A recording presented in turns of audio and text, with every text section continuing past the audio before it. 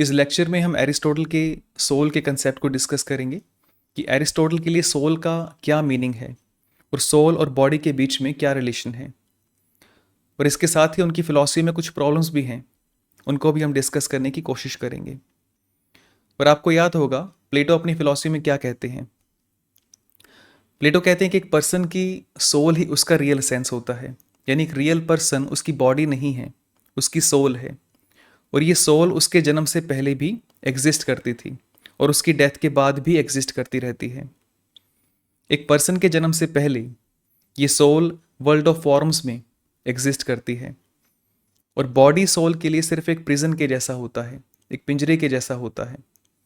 और एक समझदार व्यक्ति वो है जो इस बॉडी के असर से, इस बॉडी के इन्फ्लुएंस से अपने आप को दूर रखने की कोशिश करता है। तो ये विचार हैं प्लेटो के, जो एरिस्टोटल के टीचर थे। लेकिन एरिस्टोटल इस बात पर प्लेटो से एग्री नहीं करते। एरिस्टोटल प्लेटो के इस व्यू को रिजेक्ट करते हैं और कहते हैं कि प्लेटो का ये जो व्यू है ये बहुत ही नैरो माइंडेड है। और ग्रीक में जो वर्ड यूज़ किया जाता है वो है साइकी, और इस वर्ड को हम सोल, लाइफ या फिर सेल्फ कह सकते हैं। इस तरह से हम ट्रांसलेट करते हैं। इट मीन्स ऐसी चीज़ें जिनमें लाइफ या सोल है, उन्हें हम लिविंग बींग्स या लिविंग थिंग्स कह सकते हैं। और एरिस्टोटल कहते हैं कि लिविंग थिंग्स में सिर्फ ह्यूमंस नहीं आते, लिविंग बींग्स में सिर्फ ह्यूमन नहीं आते, इसमें और भी बहुत कुछ आता है। जैसे एनिमल्स आते हैं या फिर प्लांट्स आते हैं। और प्लेटो सिर्फ ह्यूमंस की बात कर रहे हैं, सिर्फ ह्यूमन सोल्स की बात कर रहे हैं। और अगर हम ह्यूमंस के साथ एनिमल्स और प्लांट्स की सोल की बात करें, उन पर फोकस करें, तो हमारी जो अंडरस्टैंडिंग है वो बहुत ही डिफरेंट हो जाएगी। और जैसे हमने पहले डिस्कस किया था कि एरिस्टोटल एक बायोलॉजिस्ट की तरह सोचते हैं, तो यहाँ पर आप देख सकते हैं कि वो सिर्फ ह्यूमन बींग्स की बात नहीं कर रहे हैं, वो सभी लिविंग बींग्स की बात कर रहे हैं। सभी लिविंग बींग्स जिनमें साइकी है, यानी लाइफ या सोल है, वो सबकी बात कर रहे हैं।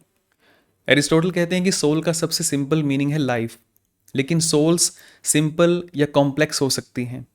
और कॉम्प्लेक्सिटी के लेवल पर वो सोल को 3 डिफरेंट वेज में डिफाइन करते हैं। एक सोल है जो प्लांट्स में होती है, एक वो है जो एनिमल्स में होती है, और एक है जो ह्यूमन बींग्स में होती है। सबसे सिंपल सोल होती है न्यूट्रिटिव सोल, न्यूट्रिटिव सोल जो प्लांट्स में होती है। ये सोल फूड या न्यूट्रिशन को लाइफ में कन्वर्ट करती है। ये सबसे बेसिक फंक्शन है जो सभी लिविंग बींग्स में आपको मिल जाएगा, सभी लिविंग बींग्स में होता है। इस सोल के 2 फंक्शंस होते हैं। एक फंक्शन ऐसा है जो इमीडिएट होता है, यानी जो साथ के साथ अभी के अभी होता है, और दूसरा है लॉन्ग टर्म, जो लॉन्ग टर्म में होता है, यानी बाद में होता है। न्यूट्रिटिव सोल का इमीडिएट फंक्शन है कि बॉडी में जो फूड एंटर होता है, उस फूड से उस बॉडी को ग्रो करने के लिए कैसे और किस तरह से कंज्यूम किया जाएगा। जैसे एक पर्सन जब भोजन करता है तो वो भोजन या फूड उसकी बॉडी में एंटर हो जाता है, तो बॉडी में कुछ ऐसा होना चाहिए जो उस फूड को उस बॉडी के प्लान के अकॉर्डिंग प्रोसेस कर सके। फूड अपने आप कुछ नहीं कर सकता, तो कोई ऐसा होना चाहिए जो उस फूड को गाइड करे, जिससे बॉडी की नीड्स के अकॉर्डिंग वो फूड चेंज हो सके। और ये काम एक न्यूट्रिटिव साइकी का है, न्यूट्रिटिव सोल का ये काम है। और जो फूड हम खाते हैं उसी से स्किन बनती है, उसी से मांस बनता है।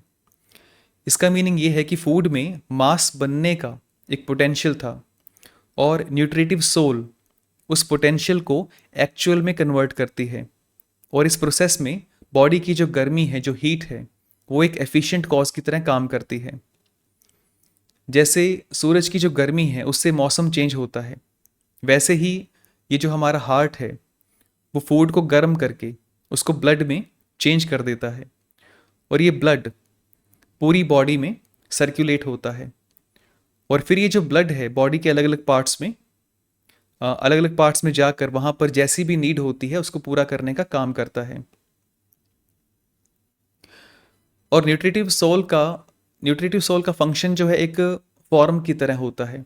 फूड एक मैटर है और न्यूट्रिटिव सोल इस मैटर को पोटेंशियल से एक्चुअल में कन्वर्ट करती है। तो ये फूड पहले वाली फॉर्म को छोड़कर नए वाली फॉर्म को ले लेता है। और इस सोल का लॉन्ग टर्म फंक्शन है रिप्रोडक्शन। जो भी लिविंग बींग्स होती हैं वो अपनी स्पीसीज को रिप्रोड्यूस करती हैं। जैसे एक ट्री होता है, उससे एक फल बनता है और उस फल के अंदर एक बीज होता है, और उस बीज से ठीक वैसा ही ट्री दोबारा से बनाया जा सकता है। तो प्लांट्स, एनिमल, ह्यूमंस, ये सभी ऐसा करते हैं, सभी रिप्रोड्यूस करते हैं। लेकिन ऐसा करने का रीज़न क्या है, वो ऐसा क्यों करते हैं? और आप जानते हैं कि एरिस्टोटल के लिए बिना फाइनल कॉज को डिफाइन किए सभी आंसर्स इनकम्प्लीट हैं। तो हम पूछ सकते हैं कि ये जो रिप्रोडक्शन है, इसका फाइनल कॉज क्या है? इस रिप्रोडक्शन का फाइनल कॉज है उस अनमूव्ड मूवर की एटर्निटी को अटेन करना। जो भी लिविंग बींग्स हैं वो मॉर्टल होती हैं, नश्वर होती हैं, लेकिन अनमूव्ड मूवर हमेशा रहता है, वो इममॉर्टल है, उसका कभी नाश नहीं हो सकता। इसलिए लिविंग बींग्स में एक डिज़ायर होता है उस अनमूव्ड मूवर की एटर्निटी का एक पार्ट बनने का, इसलिए वो रिप्रोड्यूस करते हैं। या फिर सिंपल वर्ड्स में हम कह सकते हैं कि उस अनमूव्ड मूवर की तरह अमर होने के लिए वो रिप्रोडक्शन करते हैं। कोई भी एनिमल है, कोई प्लांट है या कोई ह्यूमन बीइंग है, वो मरना नहीं चाहता, इसलिए रिप्रोडक्शन उसके लिए एक मेथड है जिसकी हेल्प से उसका कुछ पार्ट उसकी डेथ के बाद भी सर्वाइव कर सकता है। तो इस न्यूट्रिटिव सोल के दो फंक्शंस होते हैं, दो काम होते हैं, नॉरिशमेंट प्रोवाइड करना और रिप्रोडक्शन करना। और इस सोल से थोड़ी सी कॉम्प्लेक्स एक सोल और होती है जिसको हम कहते हैं sensitive soul. Sensitive soul animals में होती है। जो सोल पहले से ज़्यादा कॉम्प्लेक्स होगी उसमें पहले वाला पार्ट तो ऐड होगा ही होगा। जैसे जो एनिमल्स में ये सोल है उसमें न्यूट्रिटिव सोल भी है और उसमें सेंसिटिव सोल भी है, दोनों होती हैं। और सेंसिटिव सोल का मीनिंग है सेंसिटिव ऑर्गन्स का होना। बेसिकली हम 5 सेंस ऑर्गन्स की बात करते हैं, आँख, नाक, कान, जीभ और स्किन, जिससे हम देख सकते हैं, जिससे हम सुन सकते हैं, स्मेल कर सकते हैं, टेस्ट कर सकते हैं और टच कर सकते हैं। एरिस्टोटल कहते हैं कि सभी एनिमल्स में ये पांचों सेंसेस नहीं होती, किसी में कम भी हो सकती हैं, लेकिन एक सेंस ऐसी है जो सभी में होती है और वो है स्किन। स्किन यानी टच करने की हमारी जो सेंस होती है, ये सभी एनिमल्स में होती है। और इस टच करने की सेंस की वजह से वो प्लेजर और पेन को फील कर सकते हैं, यानी क्या अच्छा लगता है और क्या अच्छा नहीं लगता। और इसी सेंस की वजह से वो जो अच्छा लगता है उसको अटेन करना चाहते हैं, उसको अचीव करना चाहते हैं, और जो अच्छा नहीं लगता उसको अवॉइड करना चाहते हैं, उससे दूर भागते हैं। और इसीलिए उनमें एक डिज़ायर होता है। इसलिए वो कहते हैं कि एनिमल्स में एक सेंसिटिव सोल होती है जिसका काम है सेंसेशन और डिज़ायर पैदा करना, यानी सेंस करने की पावर, सेंस करने की पावर और एक डिज़ायर का होना, ये उसका काम है। न्यूट्रिटिव सोल के केस में हम देखते हैं कि फूड बॉडी में एंटर होता है। फूड एक मैटर है जो बॉडी के अंदर जाता है और बॉडी को चेंज करता है। उस फूड का मैटर बॉडी के ब्लड और मांस में चेंज होता है। लेकिन सेंसिटिव सोल के केस में ऐसा नहीं है। जब मैं अपनी आंखों से इस टेबल को देखता हूँ तो ये टेबल मेरी आंखों के अंदर नहीं जा रहा है। इस टेबल की जो फॉर्म है, इस टेबल की जो फॉर्म है वो मेरी आइज़ के अंदर जा रही है और वो मेरी आंखों को चेंज कर रही है। तो इस बात पर आप ध्यान दीजिए कि न्यूट्रिटिव सोल के केस में जो फूड का मैटर है वो बॉडी में एंटर होता है और बॉडी को चेंज करता है। लेकिन सेंसिटिव सोल के केस में इस ऑब्जेक्ट का, जैसे मान लीजिए टेबल है, इसका मैटर आइज़ के अंदर एंटर नहीं करता, इसका मैटर आइज़ के अंदर नहीं जाता, इसकी सिर्फ फॉर्म आइज़ के अंदर एंटर करती है और आइज़ को चेंज करती है। एरिस्टोटल यहाँ पर एग्जांपल देते हैं एक सील का। जैसे एक सील है, उसको वैक्स में जब प्रेस किया जाता है तो सील का जो मैटर है वो वैक्स में नहीं जा रहा है।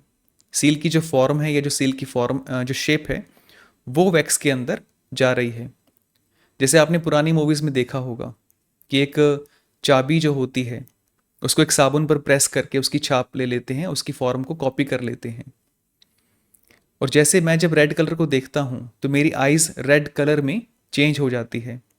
इसको हम कह सकते हैं कि मेरी आइज़ के अंदर एक रेड कलर का पोटेंशियल है, और जब कोई रेड कलर का ऑब्जेक्ट मेरी आइज़ के सामने आता है तो उस ऑब्जेक्ट की फॉर्म मेरी आइज़ के इस पोटेंशियल को एक्चुअल में चेंज कर देती है। इट मीन्स अगर मेरी आइज़ के अंदर वो पोटेंशियल नहीं होता तो मैं उस कलर को नहीं देख सकता। और साइंटिफिकली भी ये ट्रू होता है। हमारी सेंसेस का एक पोटेंशियल होता है, एक कैपेसिटी होती है, और उस कैपेसिटी की रेंज के अंदर हम किसी भी चीज़ को देख सकते हैं या सुन सकते हैं। और उस रेंज से बाहर जो भी चीज़ होती है उसको हम सेंस नहीं कर सकते, उसको हम देख नहीं सकते, उसको हम सुन नहीं सकते। जैसे जो लाइट होती है वो वेव से बनती है, और हर कलर की जो वेव है उसकी एक डिफरेंट लेंथ होती है, उसको हम वेव लेंथ कहते हैं। जो शॉर्टेस्ट वेवलेंथ होती है वो वायलेट कलर की होती है, और जो लॉन्गेस्ट वेवलेंथ होती है वो रेड कलर की होती है। तो ये एक रेंज है हमारे देखने के लिए। इससे शॉर्ट या इससे जो लॉन्ग वेवलेंथ होती है उसको हम अल्ट्रा वायलेट या फिर इंफ्रा रेड कहते हैं, जिसको हम देख नहीं सकते। हमारी आंखों में ये कैपेसिटी नहीं है।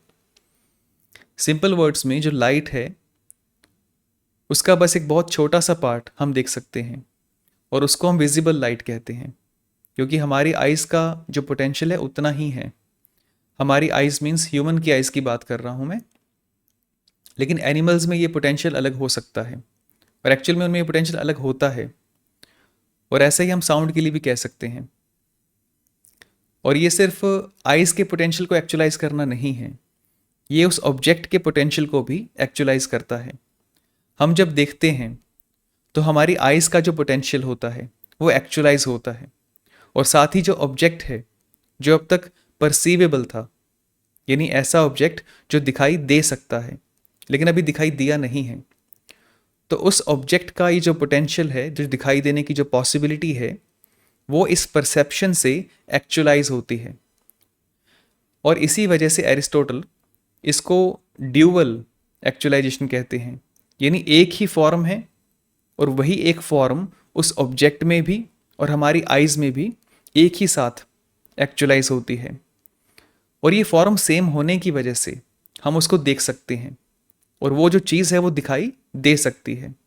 और थर्ड है रैशनल सोल, जो सबसे ज़्यादा कॉम्प्लेक्स है।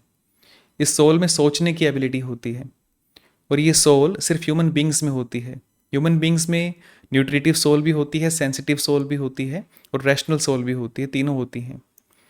लेकिन इसका मीनिंग ये नहीं है कि ह्यूमंस में 3 अलग अलग सोल्स हैं। इसका मीनिंग ये है कि ह्यूमंस की सोल ज़्यादा कॉम्प्लेक्स है। जो प्लांट की सोल है उसमें सिर्फ एक न्यूट्रिटिव फंक्शन होता है जो बहुत ही सिंपल है, और जो एनिमल्स की सोल है वो थोड़ी सी कॉम्प्लेक्स है, जिसमें न्यूट्रिटिव और सेंसिटिव दोनों तरह के फंक्शंस होते हैं। और सबसे कॉम्प्लेक्स जो सोल होती है वो ह्यूमंस की होती है, जिसमें तीनों फंक्शंस होते हैं। और यहाँ पर एक पॉइंट बहुत ही ज़रूरी है कि कॉम्प्लेक्सिटी का मीनिंग सिर्फ न्यूमेरिकल सेंस में नहीं है। कॉम्प्लेक्सिटी का मीनिंग जो है वो फंक्शनल सेंस के अंदर भी है। आपने कई बार ये सुना होगा कि 1 और 1 11 होते हैं। ये बहुत पुरानी कहावत है, और ठीक ऐसे ही यही बात सोल की कॉम्प्लेक्सिटी के लिए भी अप्लाई की जा सकती है। जैसे एक प्लांट में एक और एक एनिमल में, दोनों में न्यूट्रिटिव सोल होती है, लेकिन जो एनिमल है उसकी सोल में न्यूट्रिटिव सोल के साथ साथ एक सेंसिटिव फंक्शन भी होता है।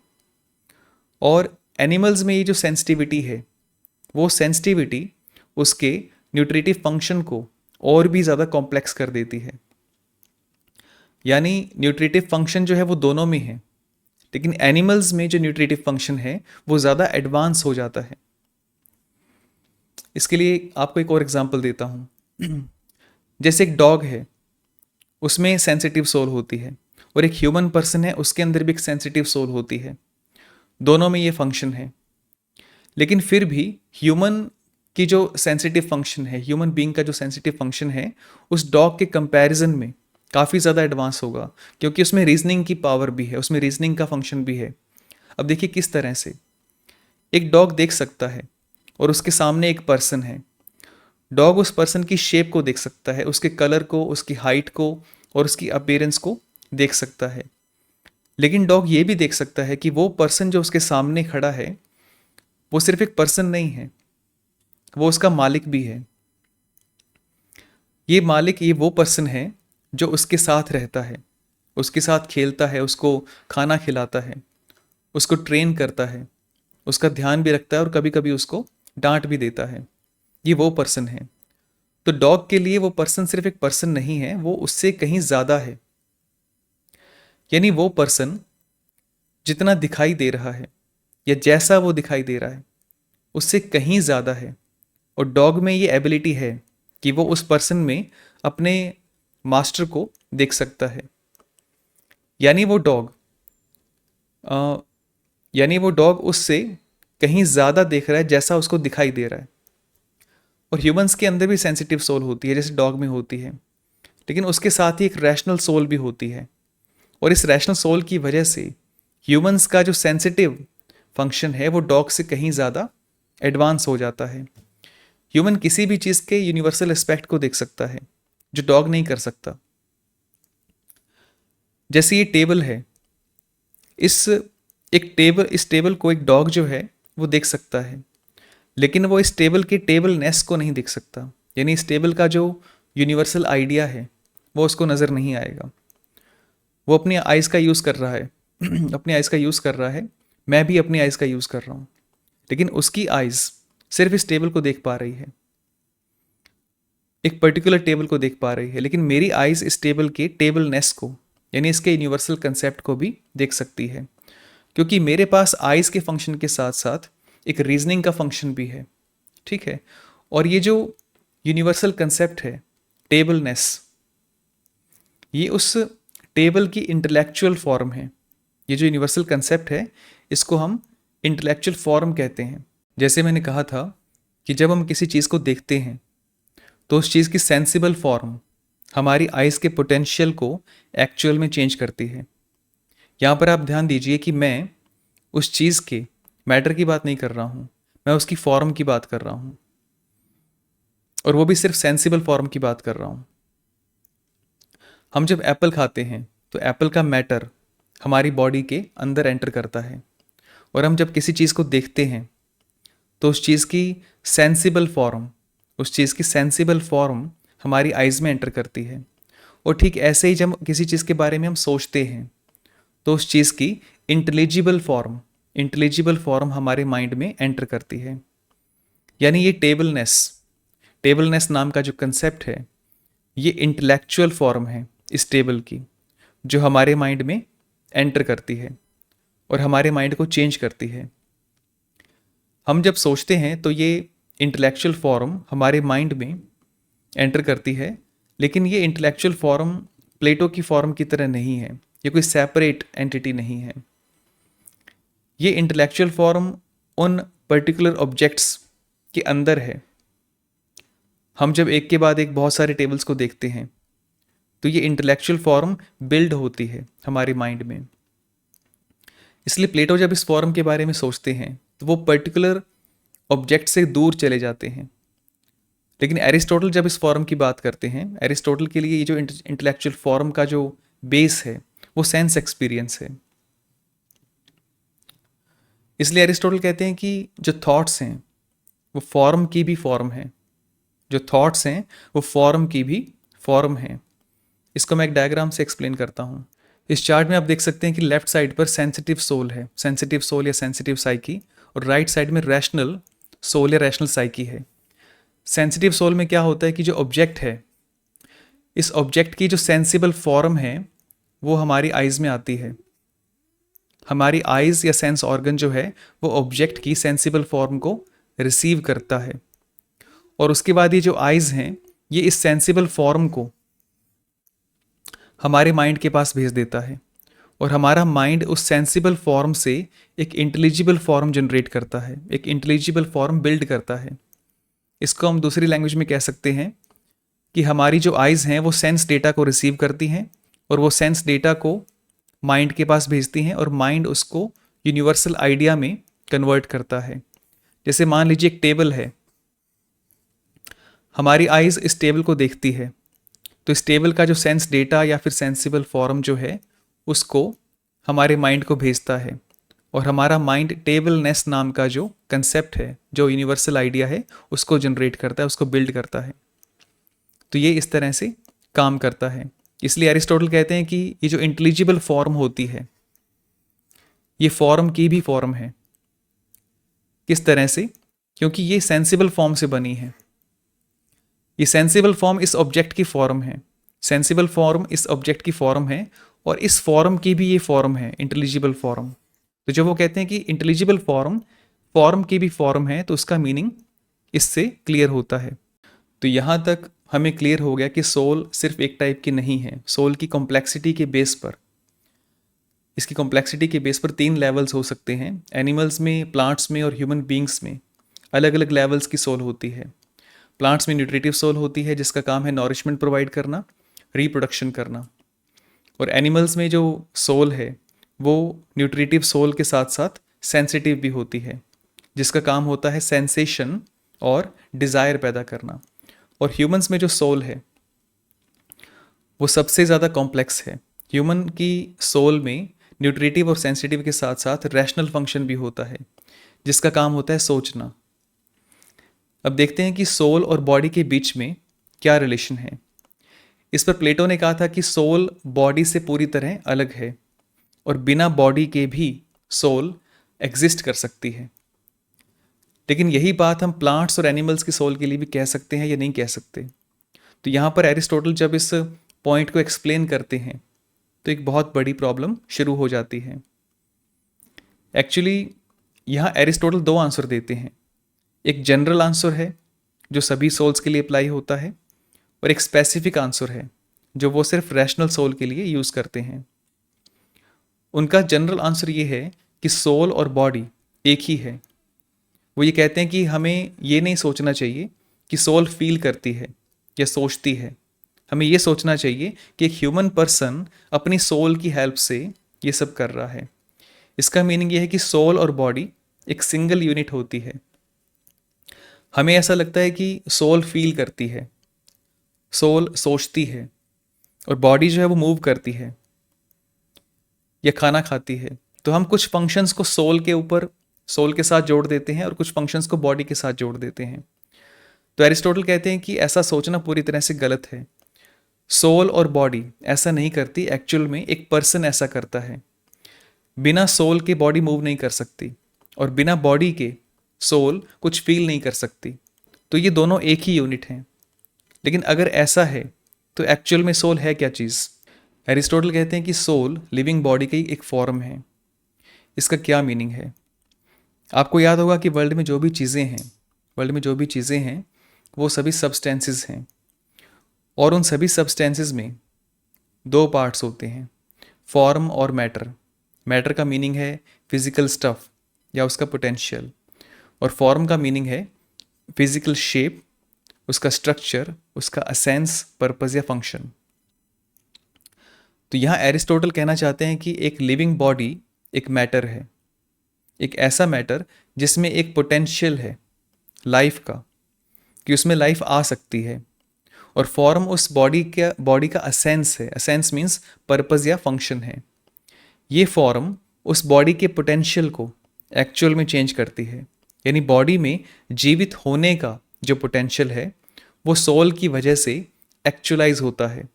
तो इसका क्या मीनिंग है? इसका मीनिंग ये है कि लिविंग बीइंग एक सब्सटेंस है जिसमें बॉडी एक मैटर है और सोल उसकी फॉर्म है। यानी जो सोल है वो उस बॉडी का असेंशियल नेचर है, जिसकी वजह से एक बॉडी एक लिविंग बॉडी होती है। ये पॉइंट थोड़ा कॉम्प्लेक्स है, इसको मैं एक एग्जांपल से समझाने की कोशिश करता हूँ। एक बहुत ही फेमस बुक है फ्रैंकेनस्टीन के नाम से, जिसकी राइटर हैं मैरी शैली, और ये बुक आज से लगभग 200 साल पहले पब्लिश हुई थी। इस बुक में एक मैड साइंटिस्ट होता है फ्रैंकेनस्टीन के नाम से। वो साइंटिस्ट अलग अलग डेड बॉडीज़ के पार्ट्स को जोड़कर एक बॉडी बनाता है, लेकिन इस बॉडी में कोई जान नहीं होती। फिर वो साइंटिस्ट उस बॉडी में एक सोल डाल देता है और वो बॉडी जीवित हो जाती है। और यहाँ सोल डालने का मतलब ये नहीं है कि वो बाहर से कोई नई चीज़ बॉडी में इंस्टॉल कर रहा है।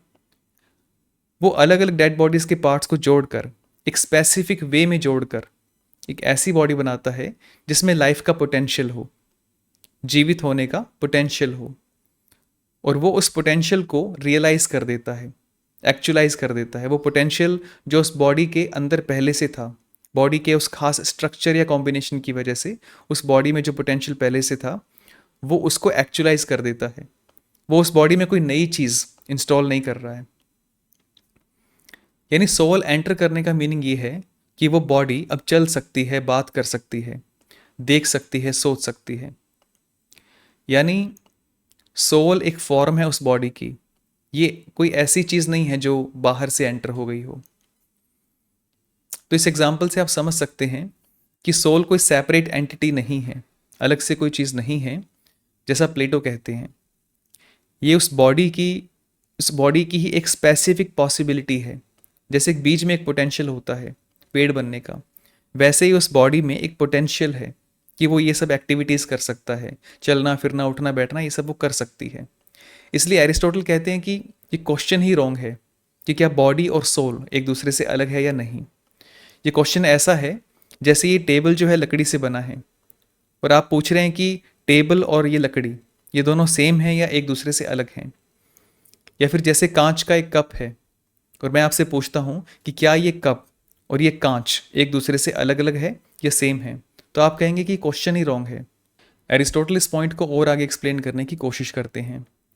एरिस्टोटल कहते हैं कि मान लीजिए किसी पर्सन को गुस्सा आता है तो उसके मन में एक डिज़ायर आता है कि सामने वाले पर्सन को चोट पहुंचाएगा, या फिर वो बहुत ज़्यादा एंगर फील करता है। तो ये कुछ मेंटल स्टेट्स हो सकती हैं, एंगर, डिज़ायर, फीलिंग या इमोशंस। और साथ ही उसका जो ब्लड प्रेशर है वो बहुत ज़्यादा बढ़ जाता है, उसकी बॉडी एकदम से गर्म हो जाती है और उसके जो मसल्स हैं वो बहुत ज़्यादा टेंस हो जाते हैं। तो ये उसकी फिजिकल स्टेट होती है। तो एरिस्टोटल कहते हैं कि जो मेंटल स्टेट है और जो फिजिकल स्टेट है ये एक ही सब्सटेंस के दो एस्पेक्ट होते हैं। एक पर्सन फॉर्म की बात कर रहा है और दूसरा पर्सन मैटर की बात कर रहा है, और लेकिन सब्सटेंस एक ही है। अब जैसे आज की लैंग्वेज में अगर हम बात करें तो उनके लिए साइकोलॉजी और फिजियोलॉजी में कोई डिफरेंस नहीं है, दोनों एक ही चीज़ को स्टडी कर रहे हैं। साइकोलॉजी फॉर्म को स्टडी कर रही है और फिजियोलॉजी मैटर को स्टडी कर रही है। एक के लिए एंगर एक मेंटल स्टेट है और दूसरे के लिए एंगर एक फिजिकल स्टेट है, लेकिन दोनों का जो ऑब्जेक्ट है वो एक ही है, वो सेम है। और ये तो आप समझ ही गए होंगे कि अगर सोल कोई अलग से कोई चीज़ नहीं है, ये बस एक फॉर्म है उस बॉडी की, तो ये डेथ के बाद सर्वाइव नहीं कर सकती। यानी जन्म से पहले और डेथ के बाद सोल एग्जिस्ट नहीं कर सकती। तो ये उनका एक जनरल आंसर है। लेकिन प्रॉब्लम तब शुरू होती है जब वो एक रैशनल सोल के एक अदर एस्पेक्ट की बात करते हैं। जब वो उस सेंस में आंसर देते हैं तब प्रॉब्लम शुरू होती है। तो अब देखते हैं कि उनका दूसरा आंसर क्या है। दूसरा आंसर थोड़ा सा कॉम्प्लिकेटेड है, इसलिए आपको थोड़ा सा समझने के लिए ध्यान देना होगा। ये आंसर वो अपनी बुक डी एनिमा के 3rd पार्ट में चैप्टर 5 में लिखते हैं, जो एक बहुत ही छोटा सा पैसेज है। और एरिस्टोटल की फिलॉसफी में ये सबसे टफ कंसेप्ट है।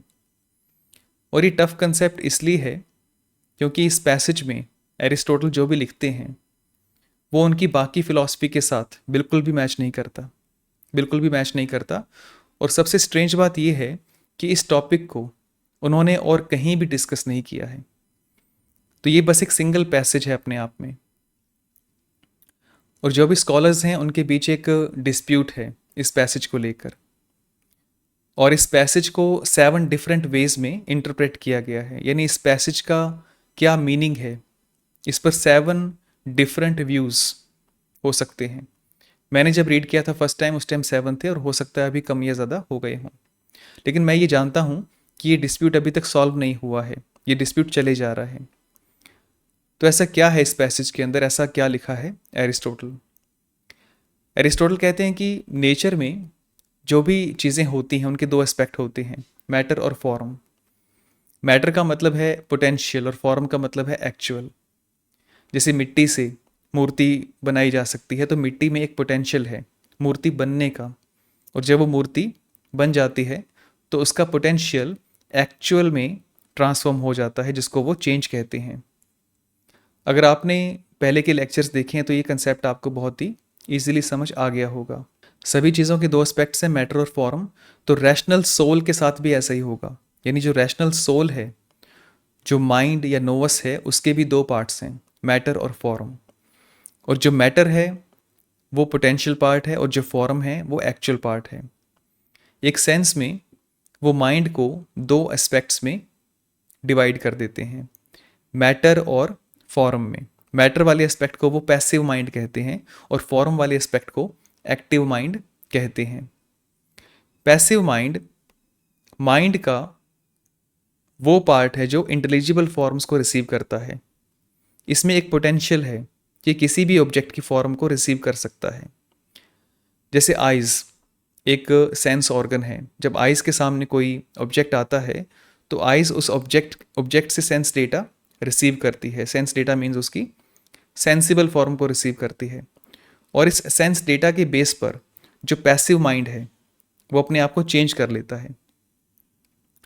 और पैसिव माइंड अपने आप को चेंज करके उस ऑब्जेक्ट की जो फॉर्म है उसके जैसा बन जाता है, जिसे हम इंटेलिजिबल फॉर्म कहते हैं। यानी उसकी इंटेलिजिबल फॉर्म को रिसीव कर लेता है।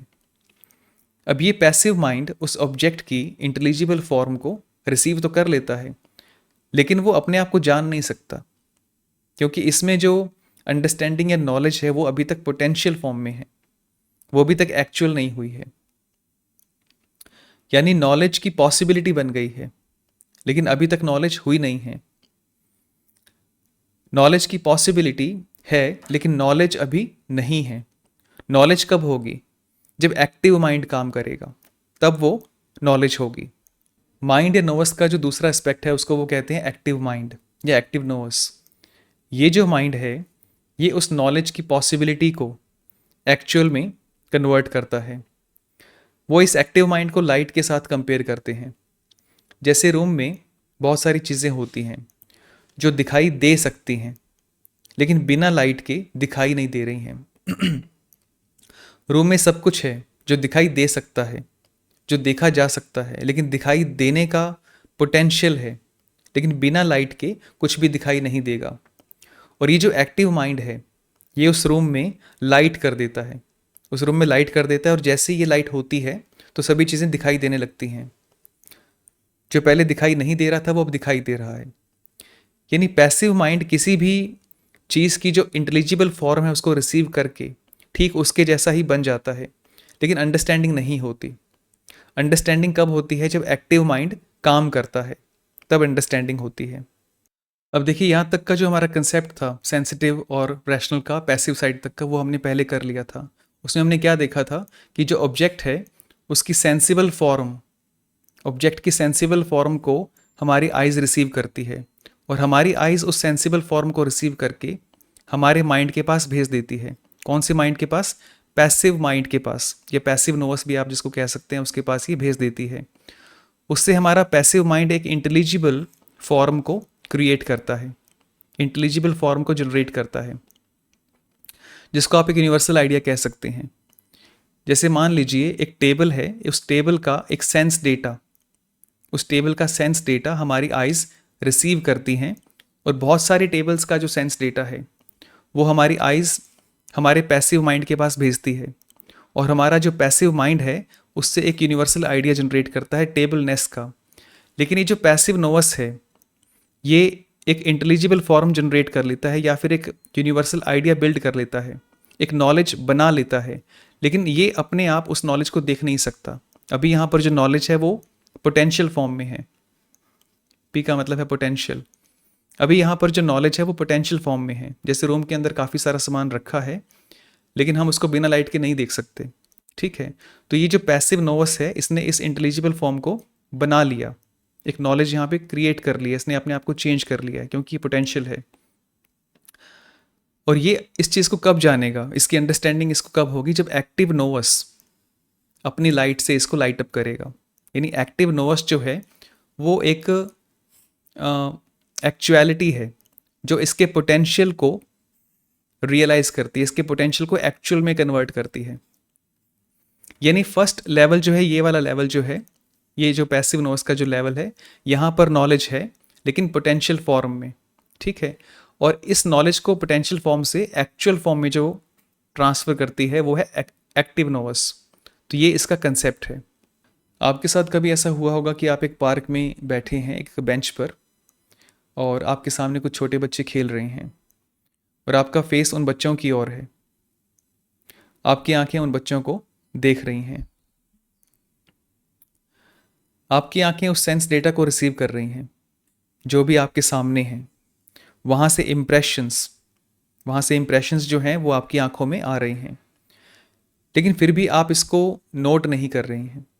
आपका ध्यान कहीं और है, किसी और चीज़ के बारे में आप सोच रहे हैं। यानी आपकी जो आइज़ हैं वो बिल्कुल सही काम कर रही हैं, वो इम्प्रेशंस को नोट कर रही हैं और आपके माइंड को भेज भी रही हैं, लेकिन फिर भी आपको नहीं पता कि वहाँ पर क्या चल रहा है, वहाँ पे क्या हो रहा है। यानी सब कुछ है लेकिन नॉलेज नहीं है।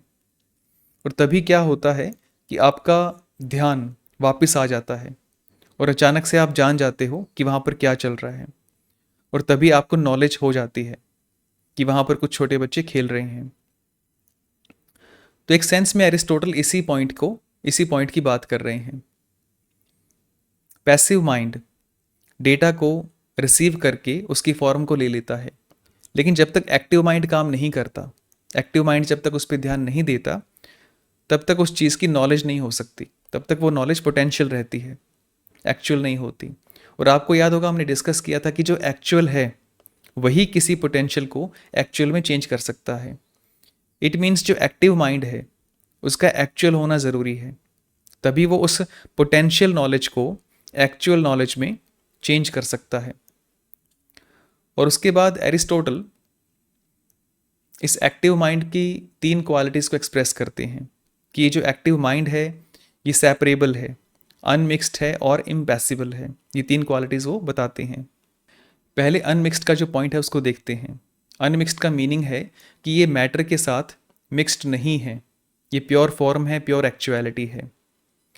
अगर एक्टिव माइंड किसी भी चीज़ को एक्चुअलाइज कर सकता है तो ये मैटर के साथ मिक्स नहीं हो सकता, क्योंकि अगर ये मैटर के साथ मिक्स होता तो इसकी पावर भी लिमिटेड हो जाती, और एक्टिव माइंड लिमिटेड माइंड के जैसा काम करता, लेकिन ये लिमिटेड माइंड नहीं है।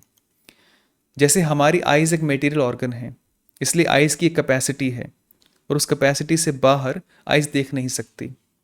और आइज़ के पास ऐसा कोई सिस्टम नहीं है कि वो साउंड को सुन सके या किसी टेस्ट को फील कर सके।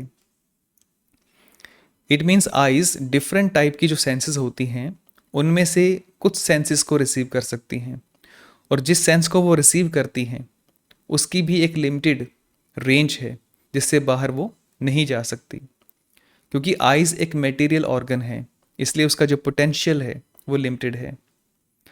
लेकिन जो एक्टिव माइंड है वो आइज़ के थ्रू जो सेंस डेटा रिसीव होता है, जो नोज़ के थ्रू, ईयर्स के थ्रू और जो स्किन के थ्रू जो भी सेंस डेटा रिसीव होता है, और हर तरह का जो सेंस डेटा है उससे जो इंटेलेक्चुअल फॉर्म क्रिएट होती है उस फॉर्म को अंडरस्टैंड कर सकता है।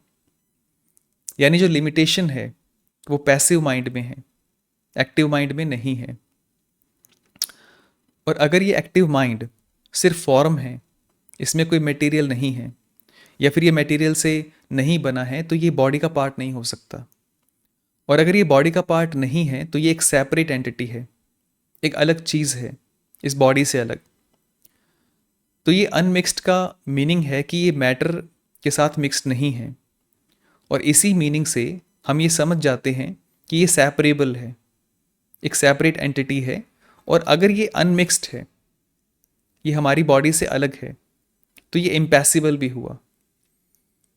इम्पैसिबल का मीनिंग है जिसको डिस्ट्रॉय नहीं कर सकते, जिसको चेंज नहीं किया जा सकता, जिस पर पेन या प्लेजर का कोई इफेक्ट ना हो, तो ये इम्पैसिबल भी है। क्योंकि अगर ये बॉडी का पार्ट ही नहीं है, ये तो बॉडी के साथ कुछ भी होता रहे, इसको कोई फर्क नहीं पड़ेगा। बॉडी को पेन हो रहा है या फिर प्लेजर हो रहा है, ठीक है, या फिर बॉडी को आप पूरी तरह से डिस्ट्रॉय भी कर देते हैं, तो भी इस पर कोई इफेक्ट नहीं होगा, क्योंकि ये मटेरियल नहीं है, ये बॉडी का पार्ट नहीं है, बॉडी से सेपरेबल है, बॉडी से सेपरेट है। तो यहाँ तक हम समझ गए कि एक्टिव नर्वस क्या है और इसका नेचर कैसा है। ये अनमिक्स्ड है, ये सेपरेबल है और ये इम्पैसिबल है। उसके बाद अरिस्टोटल कहते हैं कि ये जो एक्टिव नर्वस है ये इममॉर्टल और एटर्नल भी है, क्योंकि जो मटेरियल नहीं है वो एटर्नल और इममॉर्टल ही होगा। जैसे हमने पहले बात की थी। और आप जब फिलॉसफी पढ़ते हैं तो आप इसको हिस्ट्री की तरह मत रीड कीजिए। आपको जो टेक्स्ट है, जो कंसेप्ट्स हैं, उनके साथ आपको एक्टिवली एंगेज होना होगा। अब जैसे मैंने कहा कि जो चीज़ मटेरियल नहीं है वो एटर्नल और इमोर्टल है, तो सोचिए ऐसा क्यों है, क्या रीज़न है? क्योंकि जो मटेरियल नहीं है उसमें पोटेंशियल नहीं हो सकता। याद कीजिए कि मैटर अपने आप में एक पोटेंशियल है, तो अगर मैटर नहीं है तो पोटेंशियल भी नहीं है, ये तो आप समझ गए। अब जिस चीज़ में पोटेंशियल नहीं है वो चेंज नहीं हो सकता, क्योंकि चेंज का मीनिंग क्या है? चेंज का मीनिंग है पोटेंशियल से एक्चुअल की ओर जाना। तो बिना पोटेंशियल के चेंज पॉसिबल नहीं है। और जो भी चीज़ चेंज नहीं हो सकती वो एटर्नल होगी, क्योंकि उसमें कोई बदलाव हो ही नहीं सकता। इट मीन्स जो मैटर नहीं है वो चेंजलेस है, वो एटर्नल और इमॉर्टल है। और अगर ये एक्टिव नोवस एटर्नल भी है, इमॉर्टल भी है, और इसको डिस्ट्रॉय भी नहीं किया जा सकता, और ये बॉडी से सेपरेट भी है, तो ये तो प्लेटो की सोल के जैसा हो गया। और आपको याद होगा कि प्लेटो और सोक्रेटिस ने क्या कहा था। वो कहते हैं कि जो सोल है वो हमारे जन्म से पहले भी एग्जिस्ट करती है, लेकिन किसी और वर्ल्ड में। तो क्या एरिस्टोटल का ये जो एक्टिव नोवस है ये भी जन्म से पहले था या फिर मरने के बाद रहेगा? इस पर वो क्या कहते हैं? तो इस पर एरिस्टोटल कहते हैं कि इस पर हम कुछ श्योरिटी के साथ नहीं कह सकते, क्योंकि हमें कुछ भी याद नहीं है, क्योंकि एक्टिव नोवस के अंदर मेमोरी का फंक्शन नहीं है, मेमोरी का पार्ट नहीं है। जो मेमोरी का फंक्शन है वो पैसिव नोवस में है, वो पैसिव माइंड में है। ये पैसिव माइंड का फंक्शन है चीज़ों को याद रखना। एक्टिव माइंड ऐसा नहीं कर सकता। इसलिए जन्म से पहले क्या था और मरने के बाद क्या होगा, इस पर कुछ नहीं कहा जा सकता, क्योंकि इसकी मेमोरी हमारे पास नहीं है। उसके बाद एरिस्टोटल कहते हैं कि इंडिविजुअल पर्सन में पोटेंशियल नॉलेज पहले होती है, लेकिन अगर हम यूनिवर्स की बात करें तो वहाँ पर एक्चुअल नॉलेज हमेशा से एग्जिस्ट कर रही है। इस बात का क्या मीनिंग हो सकता है? जैसे मान लीजिए कुछ साइंटिफिक लॉज हैं, जैसे ग्रेविटी, रिलेटिविटी या थर्मोडायनेमिक्स। तो जैसे मान लीजिए जो ग्रेविटी का लॉ है ये हमेशा से एग्जिस्ट कर रहा था, यानी अगर हम यूनिवर्स की बात करें तो ये जो प्रिंसिपल है ग्रेविटी का ये हमेशा से था, लेकिन हमें इसके बारे में पता नहीं था। लेकिन एक टाइम आया जब न्यूटन ने शायद 1600 कुछ में इस प्रिंसिपल को डिस्कवर किया। अब न्यूटन एक इंडिविजुअल पर्सन है, उन्होंने कई तरह के ऑब्जर्वेशन किए, कई तरह के एक्सपेरिमेंट्स किए और कुछ कैलकुलेशंस की, और उसके बेस पर ग्रेविटी का ये जो प्रिंसिपल है उसकी एक इंटेलेक्चुअल फॉर्म बिल्ड हुई। यानी उनके माइंड में जो पैसिव इंटेलेक्ट है वहाँ पर ये नॉलेज बिल्ड हुई एक पोटेंशियल फॉर्म में, और बाद में एक्टिव माइंड की हेल्प से वो इस नॉलेज को अंडरस्टैंड करते हैं।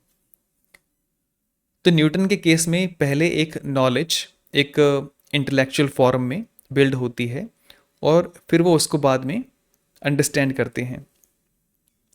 लेकिन कॉस्मोस के केस में ऐसा नहीं है। कॉस्मोस में पैसिव माइंड जैसी कोई लिमिटेशन नहीं है, इसलिए वहाँ पर ये जो नॉलेज है वो हमेशा से एग्जिस्ट कर रही है। यानी कॉस्मिक लेवल पर जो एक्टिव नोवस है, जो यूनिवर्सल माइंड है, या फिर जिसको आप एरिस्टोटल की लैंग्वेज में गॉड भी कह सकते हैं, वहाँ पर ये नॉलेज हमेशा से एक्चुअल फॉर्म में है। और अगर मेमोरी नहीं है तो ये पर्सनल इमोर्टैलिटी भी पॉसिबल नहीं हो सकती। इट मीन्स कोई भी पर्सन अपनी मेमोरी के साथ फिर से जन्म नहीं ले सकता, और अगर वो बिना मेमोरी के जन्म लेता है तो वो सेम पर्सन नहीं हो सकता। यानी पर्सनल इमोर्टैलिटी पॉसिबल नहीं है। मान लीजिए एक पर्सन है XYZ, उस पर्सन की डेथ हो जाती है। अब उसके माइंड में दो पार्ट्स हैं, एक है पैसिव माइंड और एक है एक्टिव माइंड। अब ये जो उसका पैसिव माइंड है उसमें उसकी सारी मेमोरी स्टोर हैं, उसका एक्सपीरियंस है, उसका नाम क्या है, वो कौन सी कंट्री से है, या वो क्या काम करता है, उसकी नॉलेज, और उसके पेरेंट्स कौन हैं, उसकी हर एक बात उसके पैसिव माइंड के अंदर स्टोर है। अब जब उसकी डेथ होगी तो उसका पैसिव माइंड भी उसकी बॉडी के साथ डिस्ट्रॉय हो जाएगा, और अगर वो फिर से जन्म लेता भी है तो वो सेम पर्सन नहीं हो सकता, क्योंकि उसको कुछ भी याद नहीं है पहले का, वो पूरी तरह से एक न्यू पर्सन बन चुका है। और अगर हम बात करते हैं एक्टिव नोवस के बारे में, कि उस पर्सन का जो एक्टिव नर्वस है उसके साथ क्या होगा डेथ के बाद। तो पहले तो हम ये नहीं कह सकते कि उस पर्सन का एक्टिव नर्वस, क्योंकि ये जो एक्टिव नर्वस या एक्टिव माइंड है ये उसकी बॉडी का पार्ट ही नहीं है, ये उसकी बॉडी से अलग है। और दूसरी बात ये कि हम ये नहीं कह सकते कि एक पर्सन का एक्टिव नर्वस दूसरे पर्सन के एक्टिव नर्वस से अलग है, क्योंकि अगर कोई भी ऐसी चीज़ है जिसमें मैटर नहीं है, जिसमें सिर्फ फॉर्म है, तो वो मल्टीपल नहीं हो सकती। उसको आप नंबर्स में काउंट नहीं कर सकते, उसको आप 1 2 3 या 4 इस तरह से आप काउंट नहीं कर सकते। आपको याद होगा कि बिना मैटर के दिसनेस पॉसिबल नहीं है, यानी एक कप दूसरे कप से अलग है तो वो उसकी फॉर्म की वजह से नहीं है, वो उसके मैटर की वजह से है। जैसे मान लीजिए आपके सामने 2 कप हैं और दोनों की फॉर्म, दोनों की शेप, दोनों का स्ट्रक्चर, दोनों का पर्पस, फंक्शन, कलर, हर एक चीज़ एकदम सेम है, बिल्कुल सेम टू सेम, लेकिन फिर भी हम 2 कप कहते हैं इनको 2 कप कहते हैं, 1 कप नहीं कहते। ऐसा क्यों? ऐसा इसलिए है क्योंकि दोनों दोनों कप का जो मैटर है वो एक दूसरे से अलग है। दोनों जिस मैटर से बने हैं वो मैटर एक दूसरे से डिफरेंट है। इट मीन्स किसी भी ऑब्जेक्ट का जो मैटर है वो एक इंडिविजुअल आइडेंटिटी उसको प्रोवाइड करता है, उसको एक अलग चीज़ बनाता है। और अगर उसमें मैटर नहीं है, वो सिर्फ फॉर्म है, तो वो इंडिविजुअल नहीं हो सकता। और सेम प्रिंसिपल अगर हम एक्टिव माइंड पर अप्लाई करते हैं, एक्टिव माइंड जिसमें सिर्फ फॉर्म है, मैटर नहीं है, तो हम कह सकते हैं कि एक्टिव माइंड कोई इंडिविजुअल चीज़ नहीं हो सकती। उसमें ये नहीं कहा जा सकता कि मेरा एक्टिव माइंड या फिर आपका एक्टिव माइंड या फिर किसी और का एक्टिव माइंड या एक्टिव नर्वस। लेकिन एरिस्टोटल ऐसे क्वेश्चन पर कोई बात नहीं करते। उनकी राइटिंग में ये कहीं भी मेंशन नहीं है कि ये जो एक्टिव माइंड है ये सभी लोगों का सेम है या फिर सबका अपना अपना एक एक्टिव माइंड होता है। लेकिन जैसे मैंने आपको बताया कि सबका अपना एक्टिव माइंड हो ही नहीं सकता, क्योंकि इसमें मैटर नहीं है। लेकिन एरिस्टोटल ने इस पर कोई बात नहीं की, इस पर कुछ नहीं लिखा। और एरिस्टोटल इस पॉइंट पर भी बात नहीं करते कि ये जो एक्टिव माइंड है और वो जो गॉड है, उन दोनों के बीच क्या रिलेशन है, इस पर भी उन्होंने कुछ भी बात नहीं की है। आपको याद होगा हमने डिस्कस किया था कि एरिस्टोटल का गॉड एक एक्टस प्यूरस है, यानी वो प्योर एक्चुअलिटी है, प्योरेस्ट फॉर्म है। और अगर आपने वो लेक्चर देखा है तो आप समझ गए होंगे कि उनका जो गॉड का जो कंसेप्ट है और ये जो एक्टिव माइंड का जो कंसेप्ट है ये बहुत ही ज़्यादा सिमिलर है। लेकिन प्रॉब्लम वही है, एरिस्टोटल ने इस पॉइंट को कहीं भी मेंशन नहीं किया है। और तो सोल पर ये उनके जो 2 आंसर्स हैं, एक में वो कहते हैं कि सोल और बॉडी दोनों सेम हैं, दोनों में कोई डिफरेंस नहीं है, सोल बॉडी से अलग नहीं हो सकती। और वो यहाँ तक कह देते हैं कि ये क्वेश्चन ही स्टूपिड है, एक स्टूपिड क्वेश्चन है। जैसे कोई पूछे कि प्लास्टिक की बॉल में प्लास्टिक और सोल, प्लास्टिक और जो बॉल है वो दोनों अलग अलग हैं या दोनों सेम हैं। या जैसे ये टेबल है, इसकी लकड़ी और ये टेबल, ये दोनों एक ही हैं या अलग अलग हैं। तो ऐसे वो कहते हैं कि बहुत ही स्टूपिड क्वेश्चन है, सोल और बॉडी बिल्कुल सेम है, एकदम सिंगल यूनिट।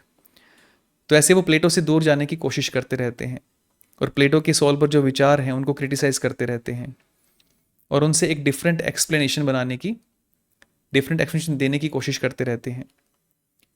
लेकिन फिर वो अचानक से एक्टिव नोवस की बात करते हैं, जो बॉडी से अलग है, जो मटेरियल नहीं है, जो इममॉर्टल है, जो एटर्नल है, यानी एक ऐसी चीज़ जो बॉडी के बिना भी सर्वाइव कर सकती है। तो ऐसे वो बिल्कुल लास्ट पॉइंट पर एक कन्फ्यूज़न क्रिएट कर देते हैं। और एक बहुत ही स्ट्रेंज बात ये है कि उनके जो ये कंसेप्ट्स हैं ये हिंदू फिलॉसफी से बहुत ज़्यादा मैच कर रहे हैं। मैं इस पॉइंट को डिटेल से तो आपको नहीं बताना चाहता क्योंकि, लेकिन फिर भी कुछ पॉइंट्स हैं जो आपको मैं शेयर करता हूँ। तैत्तिरीय उपनिषद में एक कंसेप्ट है पंचकोश के नाम से। उसमें लिखा है कि आत्मा के 5 आवरण होते हैं। सिंपल वर्ड्स में 5 लेयर्स होती हैं, 5 लेयर्स, जिससे आत्मा ढकी रहती है।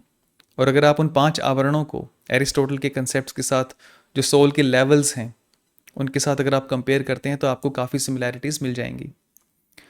और ये जो एक्टिव और पैसिव माइंड का जो कंसेप्ट है ये भी आपको पतंजलि के योग सूत्र में मिल जाएगा। पतंजलि के योग सूत्र में आप जो चित्त का कंसेप्ट देखते हैं उसको आप पैसिव माइंड से कंपेयर कर सकते हैं और जो पुरुष का कंसेप्ट है उसको आप एक्टिव माइंड से कंपेयर कर सकते हैं। जो चित्त होता है उसके 3 पार्ट्स होते हैं, जिनको आप माइंड, ईगो और इंटेलिजेंस कह सकते हैं सिंपल वर्ड्स में।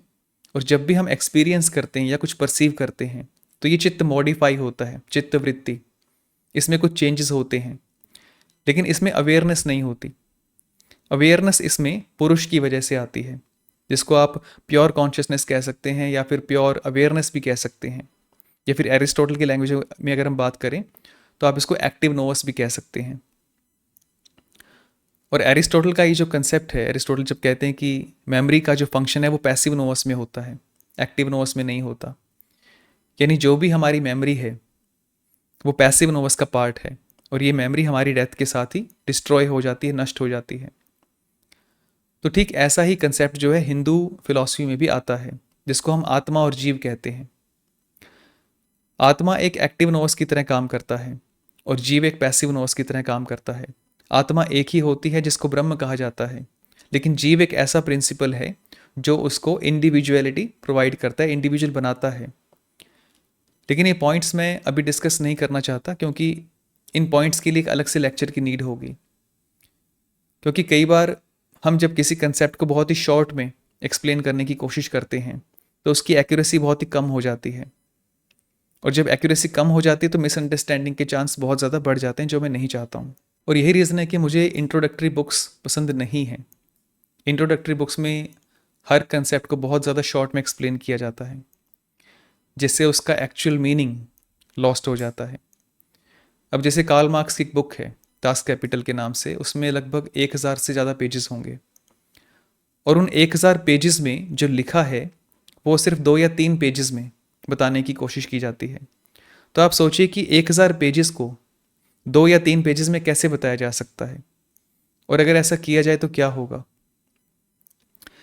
इसलिए इंट्रोडक्टरी बुक्स में एक्चुअल में सिर्फ इंट्रोडक्शन ही होती है कि कौन कौन से फिलोसोफर्स हैं और उन्होंने कौन कौन से टॉपिक्स को या प्रॉब्लम्स को एड्रेस किया है। तो ये एक तरह से फिलॉसफी का एक सिंपल मैप आपको मिल जाता है। उस मैप को लेकर आप फिलॉसफी में एंटर कर सकते हैं, फिलॉसफी को एक्सप्लोर कर सकते हैं। लेकिन जैसे एक सिटी और उसके मैप में डिफरेंस होता है, वैसे ही फिलॉसफी और उसके मैप में भी डिफरेंस होता है। मैप फिलॉसफी नहीं है, वो बस वहाँ जाने का रास्ता है। तो कोई भी आप अच्छा सा एक मैप ले सकते हैं जो आपको ईजी लगे, जिसकी लैंग्वेज आप इजीली समझ सकते हैं। आप उस मैप को रीड कीजिए और फिलॉसफी की दुनिया में चले जाइए, आप उसको एक्सप्लोर कीजिए। तो हम क्या बात कर रहे थे?